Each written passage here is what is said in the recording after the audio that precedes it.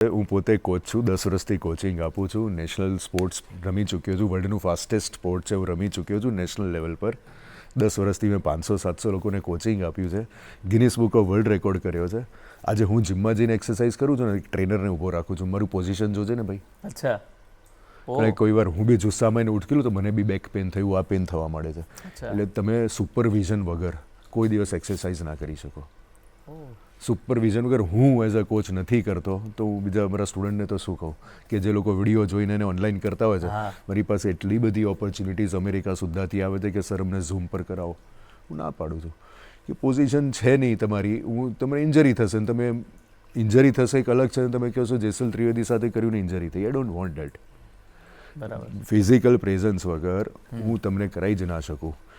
અને જે આજે ઇન્સ્ટાગ્રામ યુટ્યુબ છે, બધી ઇન્ફોર્મેશન છે, નોલેજ નથી. યસ.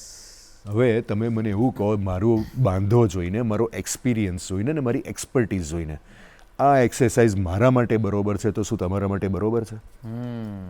અગર એ તમારા માટે બરોબર છે તો પેલા ભાઈ માટે બરોબર છે. અગર એમના માટે બરોબર છે તો પેલા બેન માટે બરોબર છે. કોઈ એક્સરસાઇઝ ફ્લેટ હોતી જ નથી. પણ બધા શું કરે, આ જોયું એટલે બધાએ કરવા માંડે. આ જ કરવા માંડે. અને એમાં બતાવ્યું એસ્થેટિક વેલ્યુ.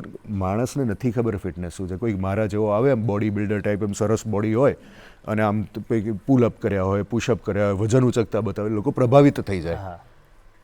પણ એમને નથી કરવું. 5 વર્ષથી કરું છું, 10 વર્ષથી કરું છું. અમુક લોકો સ્ટીરોઇડ લઈને કરે છે. બિલકુલ. અને તમે એને જોઈને કરવા માંડે, ભાઈ તમારું તો બિગિનર લેવલ છે, તમને તો પેલા પુશઅપ જ નથી થતા તમારાથી, તમે કેમ આ બધું કરો છો?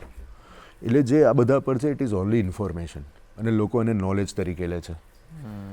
અમે જે ભણીએ છીએ અને અમને જે ભણાવે છે એ લોકો રિસર્ચ કરીને ભણાવે છે.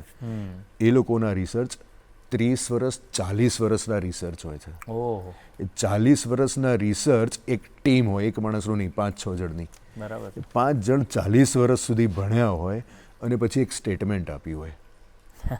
હવે તમે ઉઠાઈને એની ઉપર ઇન્સ્ટાગ્રામ પર મૂકીને કીધું આમ કરો. અરે એની પાછળ લોજિક શું છે?